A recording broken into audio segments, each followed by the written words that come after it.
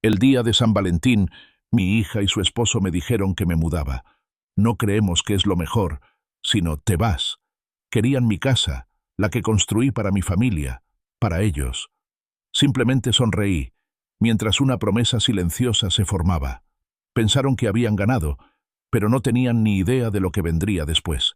Estén atentos para escuchar mi historia completa. Denle me gusta, compartan y cuéntenme desde dónde la escuchan. El aroma a carne asada llenaba el aire, rico y sabroso, un aroma reconfortante que había sido un elemento básico en mi hogar durante décadas. Era el día de San Valentín, y aunque Clara ya no estaba, la tradición de una comida especial persistía. Esta noche era para Eleanor, mi única hija. Le encantaba mi carne asada, siempre lo había hecho. Tarareé una melodía que Clara solía cantar mientras revisaba las patatas, y una tranquila satisfacción me invadió. Esta vieja casa, con sus crujidos y susurros, guardaba recuerdos para toda la vida, y yo atesoraba cada uno de ellos.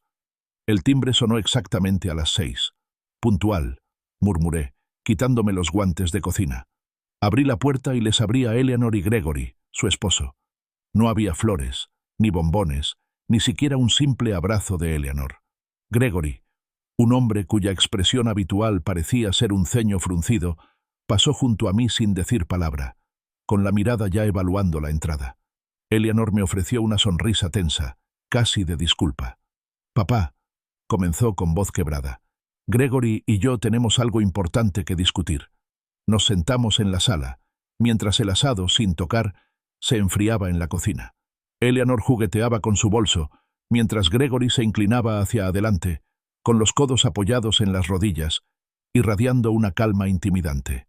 «Arthur», dijo Gregory con voz monótona, «Eleanor y yo hemos decidido que es hora de que te mudes». Hizo una pausa, dejando las palabras flotando en el aire como un pesado sudario.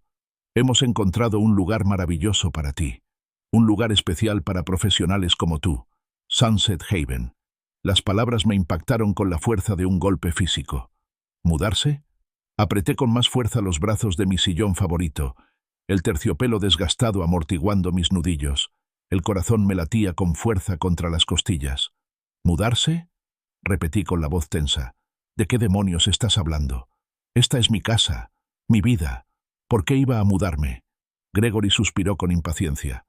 Arthur, no te pongas dramático. Ya no eres quien eras. Te estás haciendo mayor, un poco olvidadizo, y, francamente, nos preocupa que vivas solo. Hizo un gesto de desdén con la mano. Esto será mejor para todos. Menos estrés para nosotros, más atención para ti. La sutil insinuación era que yo era una carga.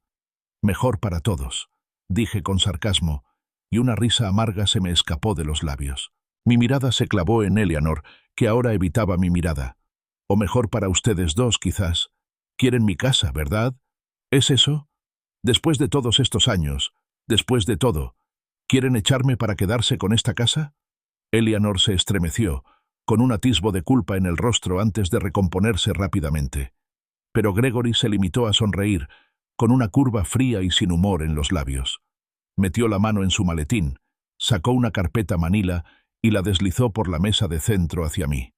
«El papeleo ya está presentado, Arthur», anunció, con un tono categórico que me heló la sangre. «Para Sunset Haven. Todo está arreglado. Esto no es una discusión, es una decisión. Una trampa, podrías decir, si quieres ser melodramático». Aparté la carpeta con la mano temblorosa. «Nunca», declaré, con la voz cada vez más fuerte. «Nunca me iré de esta casa. Clara y yo construimos esta vida aquí. Criamos a Eleanor entre estas paredes. Cada arañazo en el suelo, cada cuadro descolorido, guarda un pedazo de mi alma. Trabajé en 2 empleos, a veces en 3, durante 40 años, para darle a Eleanor la mejor educación, para asegurarle un futuro mejor que el mío. Esta casa es un testimonio de ese sacrificio, de nuestro amor. No me lo puedes quitar». Eleanor finalmente habló. Su voz apenas era un susurro. «Papá, ¿recuerdas tu caída del invierno pasado? Podrías haberte lastimado gravemente. ¿Y si pasa algo peor?» «La caída fue por culpa del hielo negro, Eleanor», repliqué, con la ira a flor de piel. «¿Y dónde estabas?» Apenas me visitas. Una llamada a la semana, con suerte. No finjas que se trata de mi seguridad. Se trata de tu comodidad. Gregory se puso de pie, su imponente figura proyectando una sombra sobre mí. Escucha, Arthur. Esto está pasando, te guste o no. Podemos hacerlo por las buenas o por las malas. La decisión es tuya, pero el resultado es el mismo. Mi furia estalló entonces, ardiente y punzante. ¡Fuera!, rugí, poniéndome de pie con esfuerzo. Mis huesos protestaban, pero mi espíritu se mantenía firme. «Fuera de mi casa, los dos. No tienen derecho». Gregory simplemente se alisó la corbata, con una leve e inquietante sonrisa en los labios. «Muy bien. Como quieras, Arthur. Regresaremos mañana a las 9 de la mañana, con un camión de mudanzas. Te sugiero que prepares una maleta». Se giró e hizo un gesto a Eleanor, quien dudó un momento. Sus ojos se encontraron con los míos, con una profundidad de miedo y arrepentimiento que no había visto antes. Luego ella también se dio la vuelta y siguió a su marido, dejándome sola en el silencio y la sofocación que se desataron. Esa noche fue un borrón de horas sin dormir. Atrincheré la puerta de mi habitación con una vieja cómoda, un gesto inútil, pero me dio un resquicio de control. Cada crujido de la casa, cada susurro del viento, sonaba como un enemigo que se acercaba. Me quedé tumbada en la cama, mirando al techo, con los recuerdos inundando mi mente. Clara riendo en el jardín, los primeros pasos de Eleanor en la sala, incontables navidades, cumpleaños y tardes tranquilas junto al fuego. ¿Cómo podían borrar todo eso? ¿Cómo podía Eleanor, mi propia sangre, hacer esto? Las 9 de la mañana llegaron con brutal puntualidad. El estruendo de un camión grande sacudió la casa, seguido del sonido de pasos pesados. Oí girar una llave en la cerradura, la de repuesto de Eleanor. Me di cuenta con una nueva oleada de traición. Gregory, flanqueado por 2 hombres corpulentos, entró en la sala, seguido de Eleanor, que parecía pálida y retraída. «¿Listo, Arthur?», preguntó Gregory, con una voz desprovista de calidez. Observé, impotente, cómo mi vida era sistemáticamente desmantelada. Mis preciados libros, arrojados descuidadamente en cajas, las figuras de porcelana de Clara, envueltas en papel de periódico, mis trofeos de pesca, reliquias de incontables sábados con mi padre, etiquetados simplemente como misceláneos. «Almacén», anunció Gregory cuando pregunté a dónde iban esos preciados objetos. Era mentira. Lo sabía. Simplemente se los llevaban, fuera de la vista, fuera de la mente. Cada objeto que empacaban era una puñalada en el corazón. El viaje en coche a Sunset Haven fue una pesadilla. Gregory insistió en que fuera en su coche, y enseguida descubrí que los seguros para niños estaban puestos. Estaba atrapada. El centro en sí era un edificio lúgubre e institucional, más parecido a un hospital que a un hogar, a pesar del amable cartel. La fachada era beige, común y corriente, completamente desprovista de la calidez y el carácter de mi casa. Dentro, un hombre con una sonrisa forzada, David Miller, nos recibió. «Bienvenido a Sunset Haven, señor Maxwell. Nos alegra mucho tenerlo. Bingo los martes, noches de cine los viernes. Le encantará». Sus palabras eran vacías, resonando en el pasillo estéril. Eleanor, aún evitando mi mirada, me ofreció una promesa hueca. «Te visitaré, papá. Pronto». Me dejaron en la habitación 247, un espacio pequeño e impersonal con una cama estrecha, una cómoda individual y una ventana que daba a un patio de cemento. Sin cuadros, sin libros, sin aromas familiares. Solo un silencio gélido. Me hundí en la cama. El colchón seguía firme e inflexible, a diferencia de la suave comodidad del mío. El rostro de Clara flotaba ante mis ojos, luego el de Eleanor, un bebé en mis brazos, luego una chica de ojos brillantes lista para la universidad. 40 años. 40 años de sacrificio, de anteponer sus necesidades a las mías, de construirle un futuro. Y esta era mi recompensa, desechada, como un juguete roto. Pero a medida que la conmoción y la desesperación iniciales comenzaron a disminuir, una fría y firme determinación comenzó a formarse en mí. Pensaban que era viejo, olvidadizo, débil. Creían que habían ganado. No tenían idea de con quién estaban tratando. No me subestimarían. Ya no. Las paredes estériles de la habitación 247 habían sido mi mundo durante 2 días. Cada hora era una sucesión monótona de comidas insípidas, sonrisas forzadas del personal y el zumbido incesante de un televisor en la sala común. Me sentía como un fantasma, vagando por un purgatorio que no me había ganado. Los demás residentes, en su mayoría, parecían haber sucumbido a la silenciosa desesperación del lugar, con la mirada apagada y los movimientos lentos. Pero al observarlos, día tras día, un pequeño grupo me llamó la atención. A menudo se reunían cerca de los grandes ventanales que daban al patio de hormigón, lejos de la atenta mirada del personal. Sus posturas eran diferentes, sus conversaciones, susurradas pero animadas, y en sus ojos vi algo familiar, un destello de desafío, una chispa de indignación, un fuego que no se había extinguido. A la tercera mañana, mientras estaba sentado solo, con una taza de café tibio en la mano, una mujer con una llamativa cabellera plateada y una mirada penetrante se acercó a mi mesa.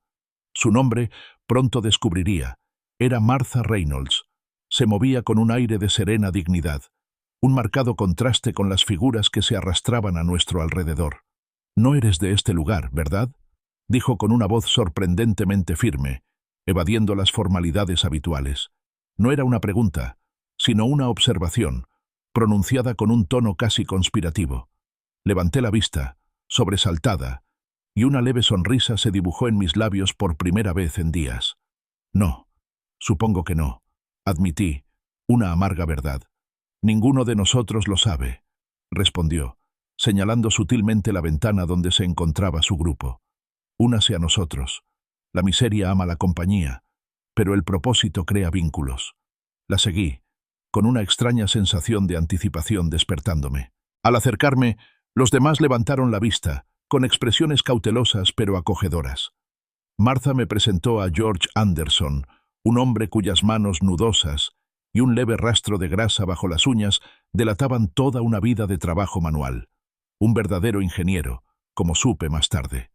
Junto a él se sentaba Samuel Thompson, un hombre de semblante tranquilo, cuya mirada penetrante y forma precisa de hablar denotaban una inteligencia aguda. Estaban sentados estratégicamente, de espaldas a la pared, lo que les permitía observar toda la sala común, sin que lo parecieran. «Bienvenido a la residencia de no jubilados», refunfuñó George, con una sonrisa irónica en los labios. «El denominador común aquí, Arthur, es que ninguno de nosotros está senil, y ninguno está aquí voluntariamente. Todos hemos sido reubicados». Martha asintió con expresión sombría. «Hijo mío», comenzó, con la voz teñida de profunda tristeza, «me quitó la casa. Dijo que era demasiado para mí. La vendió sin darme cuenta. Ahora apenas me llama. Finge estar demasiado ocupado gastando mi herencia, mejor dicho». Se le llenaron los ojos de lágrimas, pero contuvo las lágrimas con notable determinación. Traición. Eso es lo que se siente. Traición pura y dura. George intervino. Su frustración era evidente. «Mi hija, mi negocio de garaje. Lo montó desde cero, 25 años. Firmó un poder notarial, solo para emergencias, ¿eh? Y de repente lo vendió. Por una miseria», dijo. «Estaba fracasando, papá. Mentiras. Todas mentiras. Solo quería los activos líquidos, probablemente para pagar las deudas de juego de su marido». Negó con la cabeza con disgusto. Samuel, que había estado escuchando atentamente, finalmente habló con voz tranquila y mesurada. «Lo que ambos describen es la clásica explotación financiera de personas mayores. Abuso de poder notarial en particular. Un delito sorprendentemente común, por desgracia». Al escuchar sus historias, me invadió un terror gélido mezclado con una oleada de reivindicación. Sus experiencias reflejaban las mías con una precisión inquietante. «Eleanor y Gregory», comencé con la voz tensa por la emoción. «Mi hija y su marido. Me obligaron a dejar mi casa el día de San Valentín. Dijeron que ya no era la misma que antes. Querían mi casa, lo sé. Después de 40 años, después de trabajar hasta el cansancio para darle a Eleanor todas las oportunidades posibles, para que pudiera ir a la universidad, para construirle una vida estable, simplemente me desecharon. Como basura».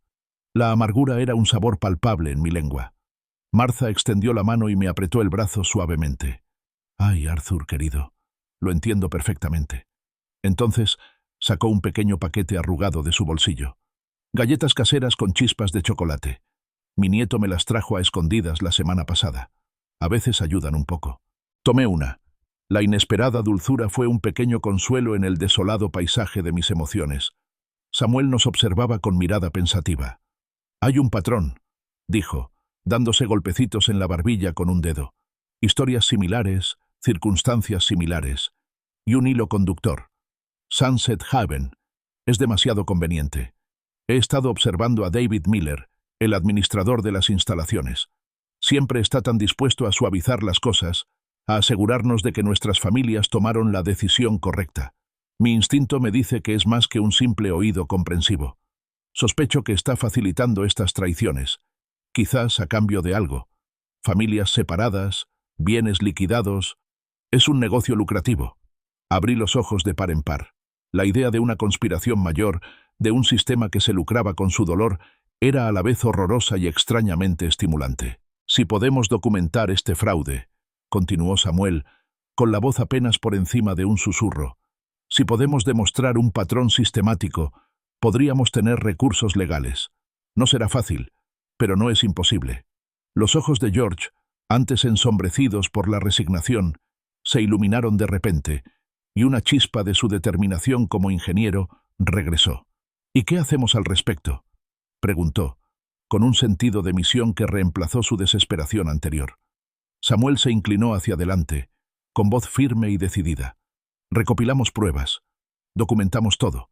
Cada conversación, cada discrepancia, cada caso de mala conducta o actividad sospechosa. Construimos un caso tan irrefutable, tan innegable, que nadie puede desestimarlo». Una profunda sensación de propósito, una sensación que no había sentido desde que dejé mi casa, me invadió. «Me apunto», declaré con voz firme. Mi mirada se cruzó con la de Samuel. «Cueste lo que cueste. No me descartarán». Samuel asintió, con una sonrisa rara, casi imperceptible, en sus labios. Sacó una libreta y un bolígrafo del bolsillo. «De acuerdo. Mi mente legal necesita un poco de afinación, pero los principios siguen vigentes. Empezaré a redactar una estrategia de documentación, un marco para lo que debemos buscar y cómo registrarlo. Arthur, tu tarea, por ahora, es estar atento, observar, escuchar, ver qué se les escapa a otros. Cada pequeño detalle podría ser una pieza del rompecabezas. Las largas y oscuras horas de la noche del martes se extendían ante mí, un compañero familiar en el desolado paisaje de Sunset Haven. El sueño, un lujo esquivo, se negaba a honrarme con su presencia. Las instalaciones, normalmente un hervidero de actividad discreta durante el día, se transformaban en algo más siniestro al apagarse las luces. El tenue zumbido de las luces fluorescentes del puesto de enfermeras, el lejano murmullo de un televisor encendido y la tos ocasional de una habitación contigua solo amplificaban la sensación de confinamiento y aislamiento. Mi mente, sin embargo, estaba completamente despierta, trabajando a toda velocidad en los planes que Samuel había trazado. Necesitábamos pruebas, algo concreto, irrefutable. Una sed repentina e intensa fue la excusa perfecta. Necesitaba moverme, explorar. Mi habitación, la 247, parecía una jaula. Con cuidado, me levanté de la cama. Los viejos resortes crujieron suavemente en protesta. Me puse la bata y revisé el pasillo por la rendija de la puerta. El personal de noche, un joven que parecía más interesado en su teléfono que en sus tareas, estaba al final del pasillo. Perfecto. Me moví en silencio. Mis zapatillas apenas rozaban el suelo de linóleo pulido. Mi destino era la cocina, supuestamente a por un vaso de agua, pero mi verdadero objetivo era observar, escuchar, como Samuel me había indicado. Al doblar la esquina que conducía a las oficinas administrativas, una voz baja y segura se escuchó desde adentro. Era David Miller, el gerente de instalaciones, y estaba al teléfono. Mi corazón dio un vuelco. Era el momento. El instinto me dominó. Me apreté contra la pared fría y estéril, fundiéndome con las sombras. Instintivamente, metí la mano en el bolsillo y saqué mi viejo smartphone. La grabadora de notas de voz. Había aprendido a usarla gracias a George, quien juraba sobre su utilidad para documentarlo todo. Mi pulgar jugueteó con la pantalla un momento y luego pulsé el botón de grabación. Apareció un pequeño punto rojo, confirmando que funcionaba. La voz de David, aunque baja, se oyó con claridad a través de la puerta entreabierta. «Sí, Eleanor. Tu padre está oficialmente incapacitado». Se me heló la sangre. El mundo parecía inclinarse sobre su eje. ¿Incapacitado? Eso era una mentira calculada y cruel. La voz de Eleanor, débil y distante a través del teléfono, rompió el silencio. «Perfecto. ¿Cuándo podemos empezar a vender la casa?» La respuesta de David fue escalofriantemente indiferente. «Dame una semana. Por $5,000 más agilizaré el proceso. Asegúrate de que el depósito se cierre antes de que surja cualquier, digamos, complicación imprevista. $5,000 extra. Mi casa, mi vida, reducida a una transacción, una venta rápida para obtener ganancias». La rabia que llevaba días latente en mí empezó a hervir. Entonces vinieron las palabras verdaderamente condenatorias, pronunciadas con una confianza repugnante. La evaluación médica fue fácil de inventar. El doctor Chen nunca lo examinó. Simplemente firme los formularios que preparé. Tengo un acuerdo de larga data con el doctor Chen. Es muy cooperativo. Tu padre ha sido declarado mentalmente incompetente, Eleanor. Tienes pleno poder notarial. Cualquier preocupación de vecinos entrometidos sobre su estado mental antes de venir aquí es irrelevante. Todo es legal, sobre el papel.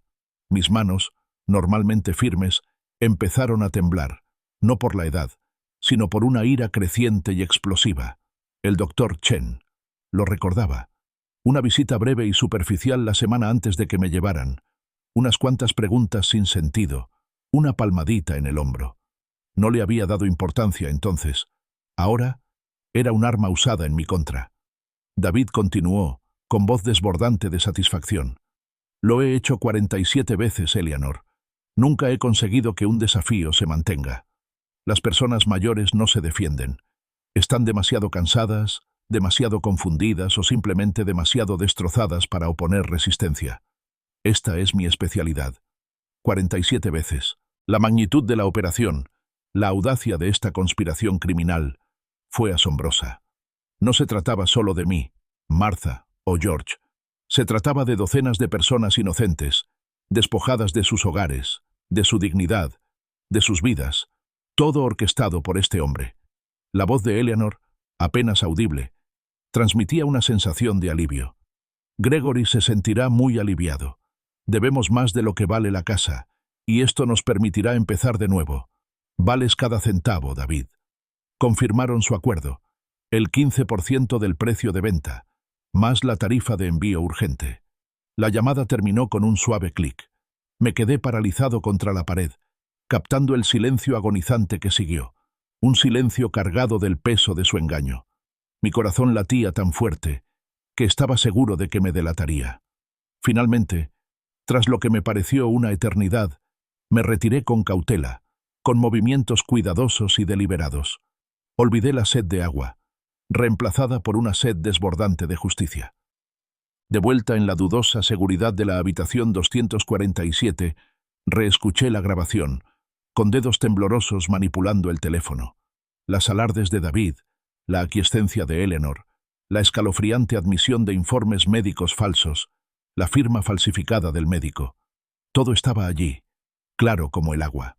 La voz de Eleanor, reconociendo el fraude, cómplice voluntaria de mi destrucción. La revelación de 47 veces aumentó mi furia hasta un punto casi insoportable. No se trataba solo de una traición personal, era un mal sistémico que se aprovechaba de los vulnerables. Mis manos temblaban violentamente, no por la edad ni la debilidad, sino por el calor abrasador de una rabia pura. Creían que los viejos no se defendían. Creían que estaba demasiado cansado, demasiado confundido. Esta grabación era la clave. Eleanor y Gregory, y su cómplice David Miller, habían cometido un grave error fatal. Habían subestimado a su padre. Y ese error, juré, sería su perdición. Los primeros rayos de sol del miércoles por la mañana apenas suavizaron la crudeza de la habitación 247. Mi corazón, aún latiendo con una mezcla de indignación y triunfo, me impulsó a levantarme de la cama antes de lo habitual. No había tiempo que perder, ni tiempo para dormir. Esta ya no era solo mi lucha. Era por Martha, por George, por Samuel y por los otros 47 que David Miller había mencionado tan casualmente. Encontré a Samuel ya despierto, organizando meticulosamente sus escasas pertenencias. Sin preámbulos, llamé con firmeza a su puerta, con evidente urgencia. «Samuel, Martha, George, entra ahora mismo. Tengo algo». En cuestión de minutos, la pequeña sala estaba abarrotada, el aire cargado de expectación. Levanté mi teléfono. El pequeño dispositivo se sentía monumental en mi mano. «Ya lo tengo», anuncié, con la voz ligeramente temblorosa por la emoción contenida. «Todo. Eleanor, David, toda la operación corrupta. Lo grabé». Sus ojos se abrieron de par en par, con una mezcla de incredulidad y esperanza en sus rostros. No esperé preguntas. Presioné play. La voz petulante de David Miller llenó la habitación. «Sí, Eleanor. Tu padre está oficialmente incapacitado». Luego, la fría y tenue voz de Eleanor. «Perfecto. ¿Cuándo podemos empezar a vender la casa?» La casual admisión de David de una comisión de $5,000 por la tramitación, la evaluación médica inventada, el doctor Chen cooperativo, la escalofriante declaración de mi incompetencia mental, otorgándole a Eleanor pleno poder notarial. Y entonces, el verdadero horror. Lo he hecho 47 veces, Eleanor. Nunca he conseguido que un reto se mantenga. Los ancianos no se defienden. Esta es mi especialidad. La confirmación final del recorte del 15% y el repugnante «valió cada centavo» de Eleanor. La grabación terminó, dejando un silencio atónito. Martha jadeó, llevándose la mano a la boca. George, con el rostro convertido en una máscara de furiosa incredulidad, susurró: «¡Caramba! Están llevando a cabo una operación. Una maldita organización criminal aquí mismo, delante de nuestras narices». Samuel, sin embargo, mantuvo la calma a simple vista, aunque la intensidad en su mirada se intensificó. Su instinto de abogado se había apoderado de él, procesando cada palabra. «Arthur», dijo con voz firme, «esto es sustancial. Es una prueba irrefutable de una conspiración para cometer fraude, maltrato a ancianos y probablemente muchos otros cargos. Esta es tu prueba irrefutable». Una oleada de alivio, pura y poderosa, me invadió. «Entonces, ¿mi casa sigue siendo mía?» «Totalmente», confirmó Samuel, asintiendo con énfasis. «El poder notarial inventado de David no tiene validez legal. Está construido sobre una base de mentiras y engaños. Tu propiedad sigue siendo legalmente tuya, Arthur. Solo pensaron que podían robarla». George apretó los puños. «Robarlo», repitió, con una palabra cargada de veneno. «Intentaban robarnos todo. Nuestros hogares, nuestra independencia, nuestra propia identidad». «Exactamente», afirmó Samuel. «Y ahora, gracias a Arthur, tenemos pruebas. Pruebas para presentar cargos penales contra Miller, Eleanor, Gregory y posiblemente el doctor Chen, y también para una acción civil para reclamar lo robado y reclamar daños y perjuicios». Se inclinó hacia adelante. Su mirada nos recorrió, llevándonos a su mente estratégica. «Esta grabación es crucial, Arthur. Es la prueba irrefutable. Pero una sola bala, por muy potente que sea, no siempre basta para ganar una guerra. Necesitamos documentación de apoyo, historiales médicos, estados financieros, cualquier cosa que corrobore las admisiones de Miller y demuestre la naturaleza sistemática de este fraude». «¿Cómo lo conseguimos?», preguntó Martha, y su sorpresa inicial dio paso a una férrea determinación. «Ahí es donde entramos los demás», respondió Samuel. «Debemos ser cautelosos. David Miller y sus conspiradores serán implacables si sospechan que los estamos siguiendo. La seguridad operativa es primordial. No podemos arriesgarnos a que destruya pruebas ni silencie a posibles testigos». «Hay más», me di cuenta, recordando la jactancia casual de David. 47 víctimas. Tenemos que hablar con ellas». Samuel lo consideró. «Sí, pero con cuidado. No directamente al principio. No queremos alertar a Miller. Necesitamos identificar a las posibles víctimas, observar sus circunstancias y construir nuestro caso antes de involucrarlas. Lo último que queremos es que se sientan intimidadas o que sus familias reaccionen a la defensiva y les corten el acceso». George, siempre práctico, intervino. ¿No deberíamos ir a la policía ya? Con esa grabación tienen que actuar. Todavía no, George, advirtió Samuel. Las investigaciones policiales pueden ser lentas y a menudo requieren mucha investigación preliminar. Necesitamos darles un caso tan infalible, tan documentado, que no puedan permitirse ignorarlo. Una grabación es poderosa, sí, pero combinada con una montaña de pruebas que la corroboran, se convierte en una fuerza imparable. Martha entonces ofreció su propia pieza del rompecabezas. He estado siguiendo los patrones de visitas de las familias, reveló, sacando una pequeña y discreta libreta de su bolsillo. ¿Quién viene? ¿Con qué frecuencia? ¿Cuánto tiempo se quedan? Algunas familias desaparecen por completo después de un tiempo. Ha sido bastante inquietante, pero podría ser útil ahora. Los ojos de Samuel se iluminaron. Excelente, Martha. Ese es precisamente el tipo de datos observacionales que necesitamos. Esto confirma mis sospechas de que la negligencia suele seguir a la explotación financiera. Empezó a asignar tareas con voz enérgica y autoritaria. Arthur, eres nuestros ojos y oídos para David Miller. Escucha sus conversaciones, observa sus interacciones, intenta descifrar sus rutinas. Martha, sigue controlando las visitas familiares y también intenta identificar a los residentes que parezcan particularmente aislados o cuyas circunstancias coincidan con lo que hemos escuchado.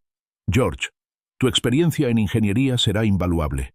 Necesitamos identificar cualquier punto ciego en las instalaciones, cualquier problema de mantenimiento que pueda restringirnos el acceso a, por ejemplo, áreas de almacenamiento u oficinas administrativas fuera del horario laboral, sin levantar sospechas.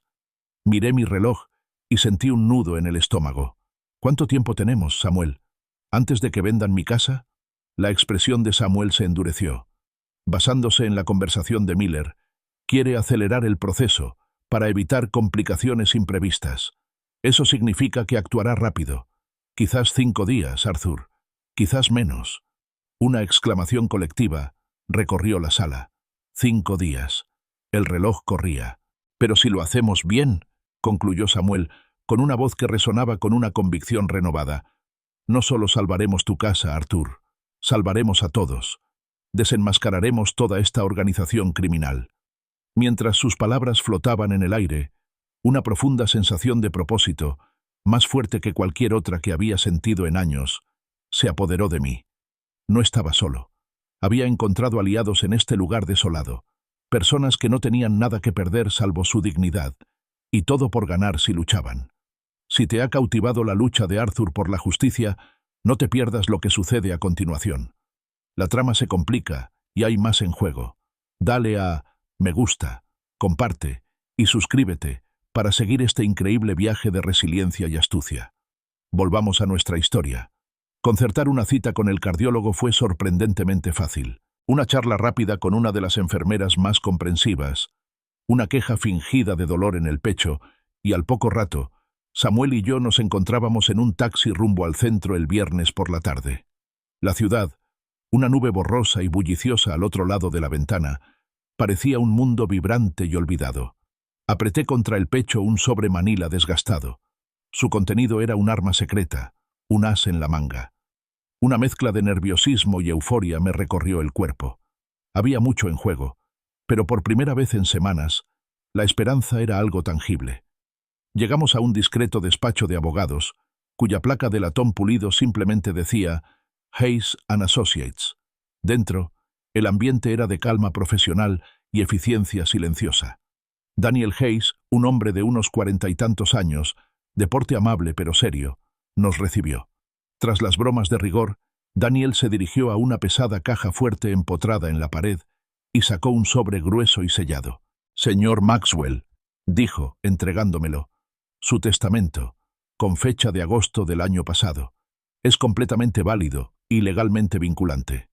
Asentí y le pasé el documento a Samuel, quien lo examinó con ojo experto de abogado, frunciendo el ceño en señal de concentración. Daniel, al observar la curiosidad profesional de Samuel, hizo la revelación que sabía que lo sorprendería. Siguiendo las instrucciones del señor Maxwell, todo su patrimonio, incluida su residencia principal, ha sido legado al Centro Médico de la Administración de Veteranos. Samuel levantó la cabeza de golpe. Sus cejas se elevaron hacia la línea del cabello. Su mirada oscilaba entre Daniel y yo, con una pregunta silenciosa en sus ojos. Entonces, dije con una sombría satisfacción en mi voz, mi hija no recibirá nada. Samuel se recostó en su silla, con una lenta sonrisa extendiéndose por su rostro. Arthur, empezó con un dejo de genuina admiración en la voz. Estás lleno de sorpresas. Tengo mis momentos, respondí, con una pequeña sonrisa irónica en los labios. Gregory empezó a hacer preguntas sobre la casa hace meses. Demasiadas preguntas. Parecía demasiado interesado en su valor de mercado. Para mi jubilación, dijo. Eso hizo saltar las alarmas. Mi instinto me decía que algo no iba bien. Pensé que era mejor tomar precauciones. Daniel lo confirmó, sacando otro documento del expediente. El testamento incluye específicamente una cláusula que dice: por la presente excluyo explícitamente a mi hija, Eleanor Maxwell Thornton, de toda herencia de mi patrimonio, alegando diferencias irreconciliables y un historial de irresponsabilidad financiera que me ha supuesto una carga excesiva en el pasado. Es bastante explícito, señor Maxwell. Samuel silbó suavemente. Esto lo cambia todo, Arthur. No se trata solo de salvar tu casa. Se trata de exponer su intención criminal de robar algo que ni siquiera tuvieron derecho a heredar. Exactamente, dije, y un sentimiento de reivindicación me invadió.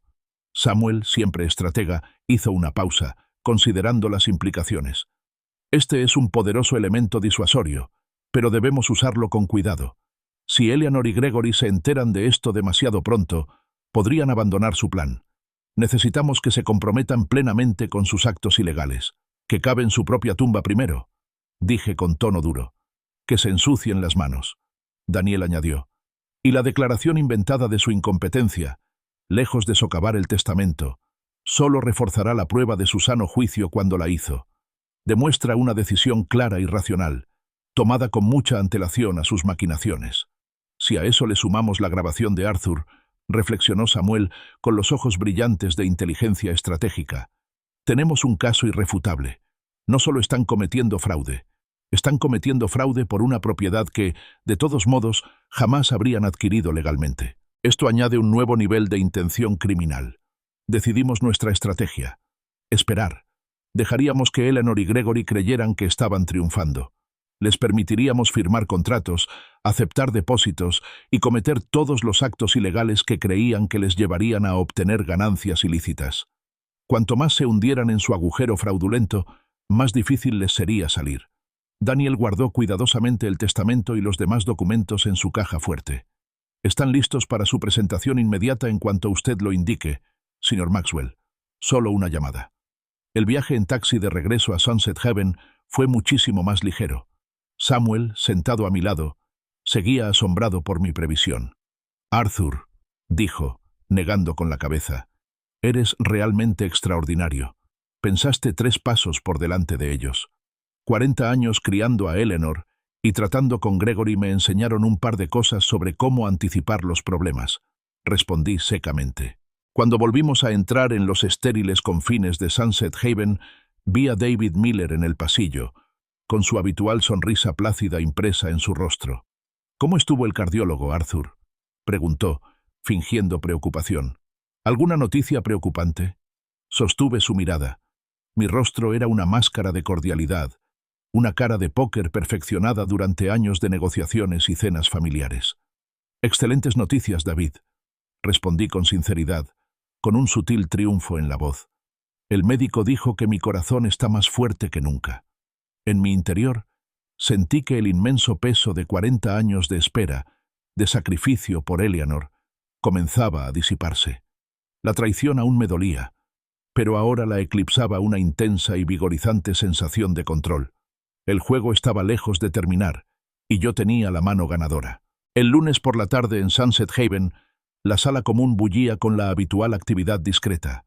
Algunos residentes dormitando en sillones, la televisión murmurando una comedia olvidada y David Miller haciendo sus rondas con una alegría forzada.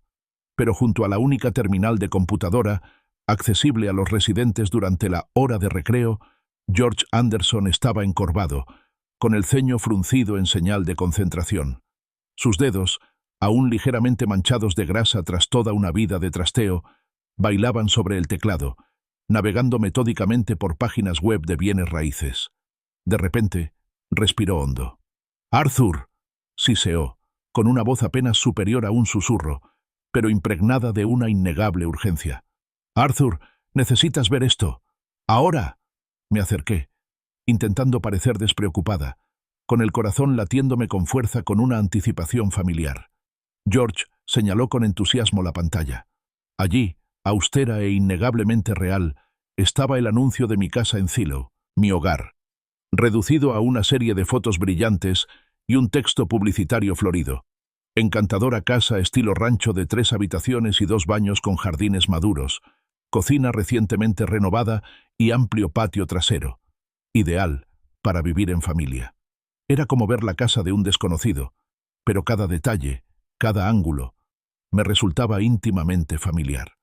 «Bueno, esos canallas no pierden el tiempo, ¿verdad?», murmuré, con un sabor amargo en la boca por la velocidad de su traición. George señaló una sección del anuncio. «Mira la información del vendedor, Arthur. Eleanor Maxwell Thornton, por reubicación familiar». «¿Reubicación? ¿Qué va?». Apreté los puños ante la mentira. «Reubicación familiar», repetí, las palabras como un eco hueco de su engaño. Estaban pintando la imagen de una hija amorosa que mudaba a regañadientes a su frágil padre por su propio bien, una familia que tomaba una decisión difícil pero necesaria. Todo era una actuación, una fachada cuidadosamente construida para ocultar su avaricia. Samuel, siempre atento a nuestras conversaciones en voz baja, se había acercado. Miró la pantalla con expresión sombría. «Excelente», dijo, con una extraña combinación de satisfacción y disgusto en la voz. «Esto es justo lo que necesitamos. Prueba de que están comercializando activamente bienes robados». George, con la precisión de un ingeniero, ya estaba trabajando en la impresora. «Tengo que conseguir copias impresas», murmuró. «Fotos, el contacto de la gente, todo». El zumbido de la impresora llenó el breve silencio, escupiendo hojas que documentaban su crimen. «La agente inmobiliaria», señaló, «era Rebecca Stone de Midwest Properties». «Perfecto momento», reiteró Samuel, con la mirada fija en las páginas impresas. «Esto confirma que están procediendo con la venta mientras aún eres legalmente competente, Arthur. El testamento y la grabación demuestran tu estado de ánimo. Este anuncio demuestra su intención». «¿Y el precio?», pregunté, y un detalle me llamó la atención. $380,000. Creía que valía más. George, siempre diligente, rápidamente buscó ventas comparables en mi vecindario. «Tienes razón, Arthur. Casas como la tuya, en esas condiciones, se venden por cerca de $420,000. Están poniendo un precio para vender rápido. Probablemente intentan evitar un tiempo prolongado en el mercado que podría generar dudas». Samuel asintió. «La gente desesperada toma decisiones desesperadas, Arthur. Y las decisiones desesperadas crean pruebas. Necesitan ese dinero rápido, probablemente para pagar las deudas de Gregory, como Eleanor admitió en tu grabación». Justo entonces, Martha se unió a nuestra reunión con un paquete de galletas compradas en la mano. George la puso al día rápidamente. «Y mire», continuó, señalando otro detalle en la impresión, «están aceptando ofertas de inmediato, con un cierre rápido preferido.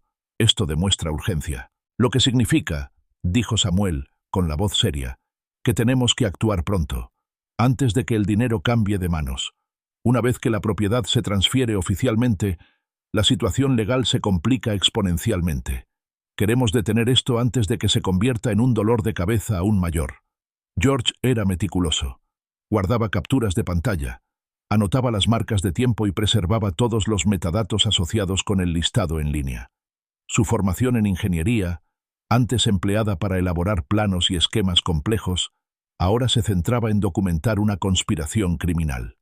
«He comprobado a Rebecca Stone», añadió George tras una búsqueda rápida. «Limpio su historial. Buena reputación. Probablemente no tenga ni idea de que está vendiendo objetos robados». Los labios de Samuel se tensaron en una línea sombría. «Pronto lo hará, George. Pronto lo hará». Una sensación familiar me invadió. Una sensación que no había experimentado desde mis días en la Marina.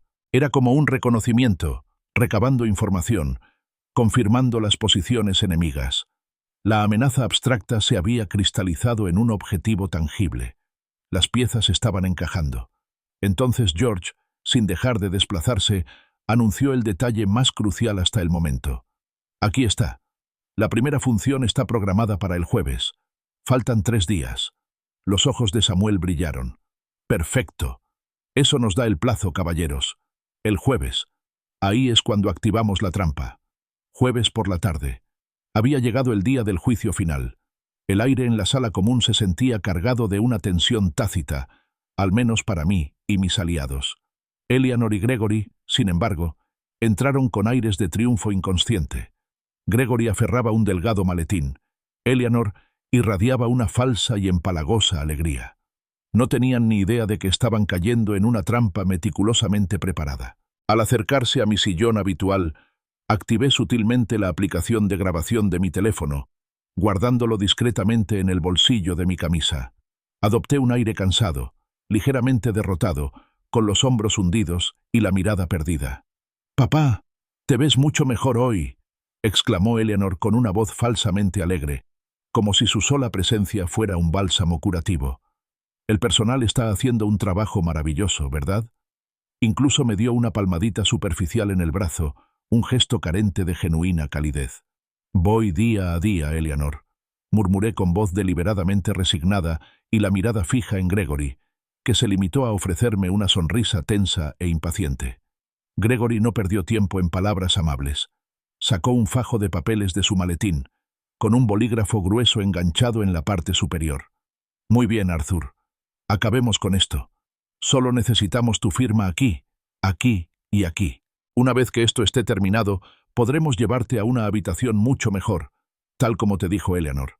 «Ah, sí, papá», intervino Eleanor, hilvanando sus mentiras con soltura. «Baño privado, televisión por cable, vista al jardín de rosas.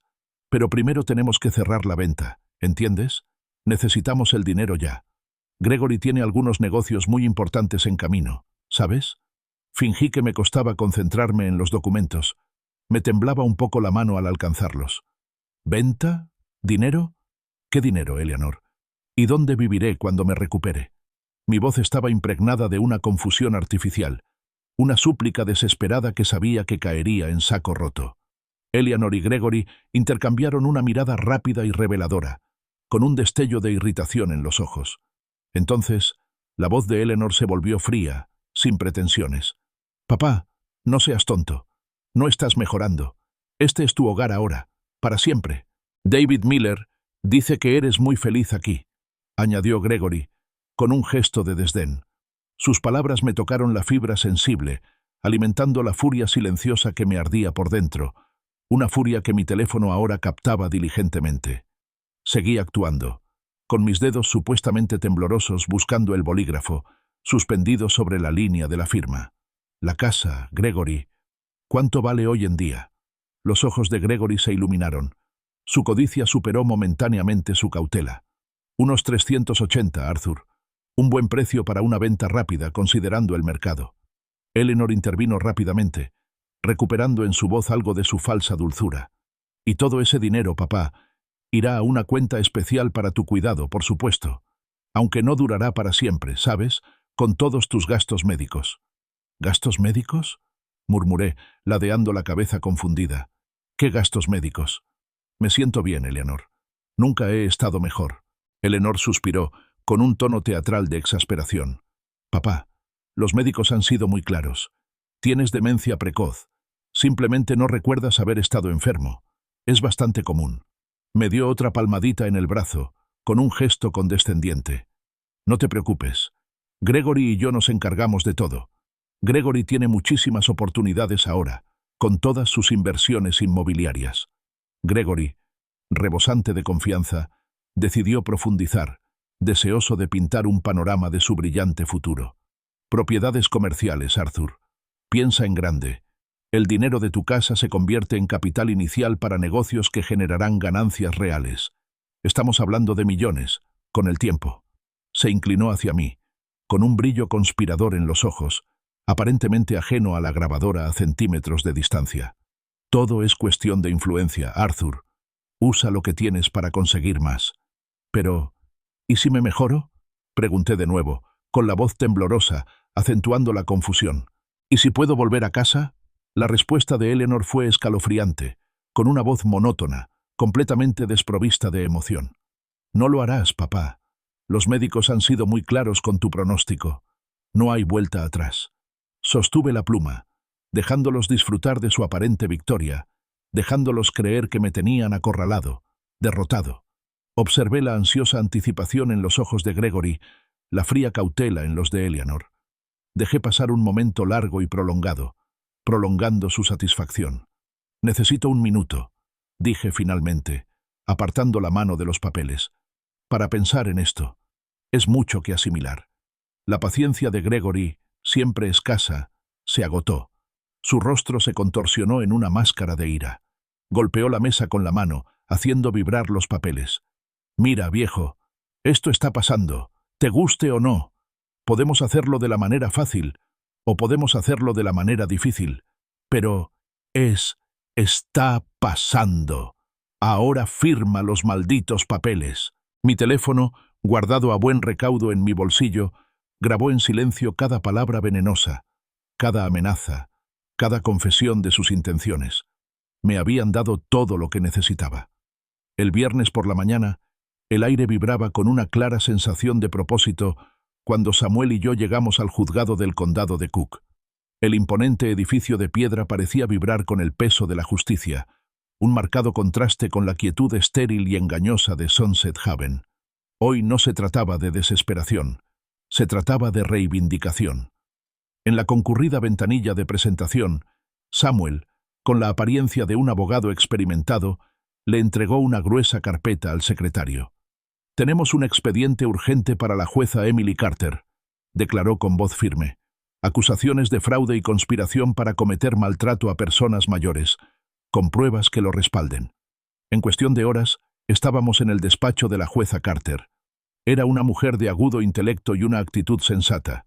Revisó nuestra exhaustiva documentación, mis grabaciones telefónicas, el anuncio inmobiliario fraudulento que George había impreso, los documentos médicos falsificados y los detallados testimonios de Martha y George.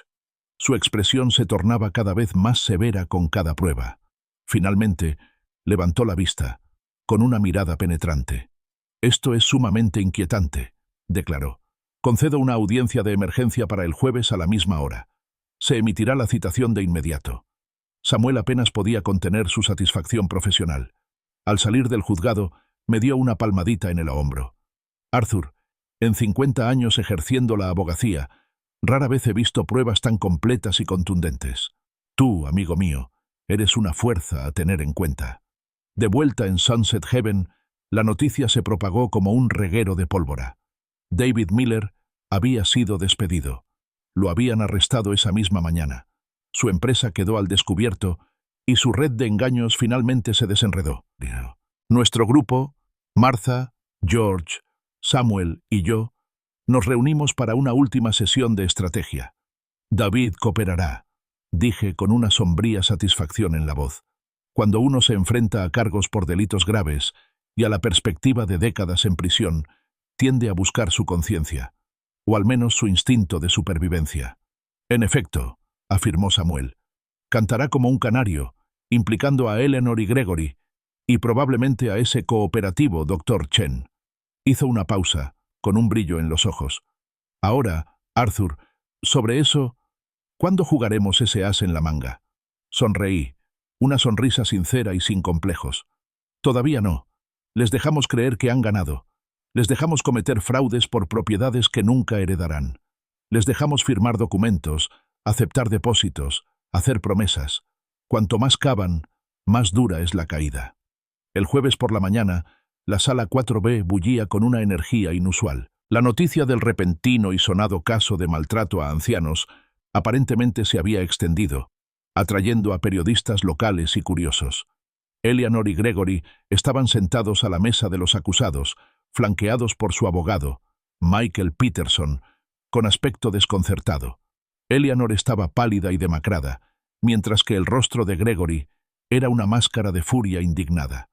Todavía creían que se trataba de un malentendido, un pequeño contratiempo. Samuel se levantó, con una presencia imponente. Comenzó su alegato inicial, describiendo el fraude descarado, el abuso de confianza y la manipulación calculada. Luego, asestó el primer golpe. Con el permiso del tribunal, su señoría, quisiera presentar una prueba crucial. Levantó mi teléfono. Una grabación hecha por el señor Maxwell que detalla una conversación entre su hija, Eleanor Maxwell Thornton, y el señor David Miller, gerente de Sunset Haven. La sala del tribunal quedó en silencio mientras Samuel reproducía la grabación. La voz fría de Eleanor hablando de la venta de la casa, las admisiones casuales de David sobre una incapacidad inventada, las asombrosas 47 veces. El abogado de Eleanor, Michael Peterson, se puso de pie de un salto. «Protesto, su señoría. Esta grabación es ilegal. Son rumores». La jueza Carter levantó una mano, silenciándolo. «Illinois es un estado de consentimiento unipartidista, señor Peterson. La grabación es admisible. Objeción desestimada». Fijó la mirada en Eleanor y Gregory con expresión indescifrable. El juicio se desarrolló con una eficiencia devastadora. George testificó, con evidente precisión de ingeniería, al detallar el anuncio fraudulento de la propiedad, con marcas de tiempo y metadatos. Marta, serena y elocuente, presentó su documentación, meticulosamente conservada, de patrones sospechosos de visitas familiares, pintando una imagen de aislamiento y negligencia deliberados. Samuel presentó entonces el historial médico, demostrando sin lugar a dudas que nunca me habían examinado adecuadamente y que la firma del Dr. Chen, en efecto, había sido falsificada. Entonces, el golpe final, el demoledor. David Miller, con aspecto profundamente escarmentado y aterrorizado, fue llamado a declarar. Bajo juramento, lo admitió todo, detallando cómo había falsificado documentos para Eleanor y Gregory, cómo había orquestado todo el plan para obtener una parte de las ganancias. Eleanor, con su fachada cuidadosamente construida desmoronándose, se derrumbó, sollozando desconsoladamente. «Necesitábamos el dinero», se lamentó. «El negocio de Gregory fracasó. Estábamos endeudados hasta los huesos». Observé, con una extraña mezcla de tristeza y satisfacción ganada con esfuerzo. «Aprovechen lo mío», respondí con calma, con voz firme a pesar del temblor en mi alma. Gregory, enfurecido, se puso de pie de un salto y gritó: «Viejo egoísta, de todas formas pronto morirás. ¿Por qué no deberíamos beneficiarnos de tu propiedad? Es nuestro derecho». En ese preciso instante, mientras las palabras venenosas de Gregory flotaban en el aire, Samuel le hizo un gesto a Daniel Hayes, quien esperaba pacientemente al fondo. Daniel se acercó al estrado con un grueso documento autenticado en la mano. «Su señoría», anunció Daniel con voz clara y resonante, «aquí tengo el testamento del señor Arthur Maxwell, debidamente firmado y fechado en agosto pasado». Se lo entregó al secretario. Declara, inequívocamente, que todo su patrimonio se lega al Centro Médico de la Administración de Veteranos y excluye explícitamente a Eleanor Maxwell Thornton de cualquier herencia. El silencio en la sala 4B era ensordecedor. Eleanor se quedó boquiabierta, con los sollozos silenciados de repente. El rostro de Gregory, ya morado de rabia, palideció al comprender todas las implicaciones. Habían cometido hurto mayor, maltrato a ancianos y múltiples cargos de fraude, todo por propiedades que jamás heredarían. La jueza Carter, con expresión sombría, emitió su veredicto. «Eleanor Maxwell Thornton y Gregory Thornton. Los declaro culpables de conspiración para cometer fraude, maltrato a ancianos y falsificación de documentos.